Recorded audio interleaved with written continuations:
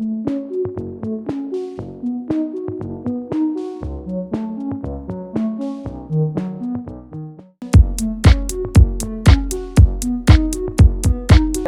Catherine Cassiani, l'épouse de Renato, fondateur de la foire en vidéo. Le mari de madame, donc Renato, fondateur, collectionneur. On avait envie de se lancer ce défi de faire une foire. Nous, on n'est pas des grands collectionneurs, hein, on est médecins généralistes.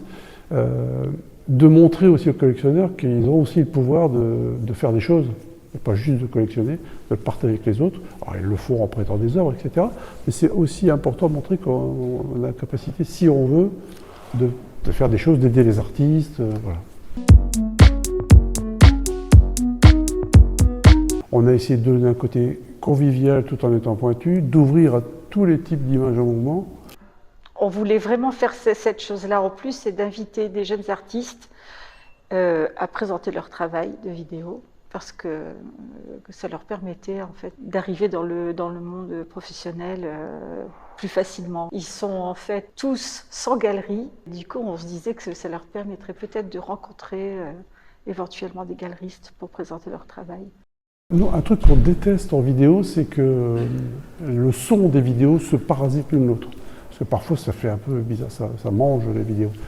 Et donc les petites alcôves déjà toutes faites des chambres sont vraiment des lieux propices. Et puis les collectionneurs, pour une fois, ne regardent pas 30 secondes ou 10 secondes et s'en vont comme dans les foires, mais ils s'assoient sur le lit, sur un fauteuil et ils prennent le temps de regarder. Non, ce n'était pas un fil rouge, c'était vraiment d'ouvrir encore plus de l'animation vidéo à la 3D, à l'image de synthèse et à la vidéo, et pas juste un truc de vidéo narrative. Donc on a essayé de montrer ça. Alors on a développé, on a fait le commissariat d'une expo qui est juste à Nantes sur l'écologie, parce que à Lille, cette année, l'écologie était importante, donc on a essayé de s'insérer, mais il n'y a pas eu de choix particulier sur une thématique.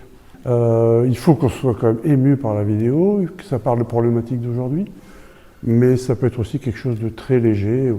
Voilà, il y a des très jeunes et des très connus, enfin, voilà, c'est vraiment un mixte. L'idée c'était de faire la sélection avec les gens qui bossent avec nous, et par contre le jury, parce qu'on a un beau jury je trouve cette année, eux vont décerner les prix des meilleures galeries qui seront présentées.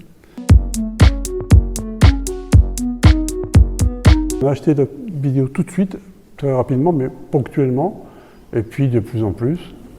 Aujourd'hui, c'est pas, enfin, ça représente, je sais pas, 20% des achats. Et la foire fait que forcément, on va s'y mettre de plus en plus.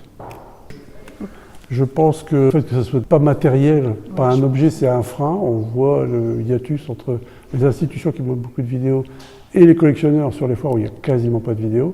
Je dis toujours en blaguant que les collectionneurs sont embêtés avec les problèmes de stockage. Au moins, il n'y a pas de problème de stockage avec la vidéo. Donc ça peut être quelque chose de sympa. Les autres freins, c'est aussi que ce soit la copie ou que ce soit duplicable, mais c'était la même chose quand on a inventé il y a 40 ou 45 ans ou 50 ans le marché de la photo. Les gens trouvaient que c'était un peu bizarre d'avoir des éditions, mais je pense que ça se lèvera parce que on va vers quelque chose d'immatériel et puis les jeunes générations sont aussi toujours sur les écrans. En fait, on n'a pas du tout de frein pour la vidéo. Quand on met facilement une vidéo à la maison sans problème, ça fait partie. Il y a certains qui allument la radio ou d'autres. On appuie et puis on se met une vidéo. L'idée, c'est de continuer encore plus à tisser des liens avec les institutions de la région. Donc il y aura un partenariat avec le Louvre, avec Dunkerque qui existe déjà, avec le LAM, avec le Fresnoy bien sûr. Et puis on voudrait développer ça, peut-être avec les transfrontaliers comme le Grand Ornu, des gens à Bruxelles. Oui, bon, c'est l'enthousiasme du lycée Véco qui est tout le temps en train de nous soutenir, etc.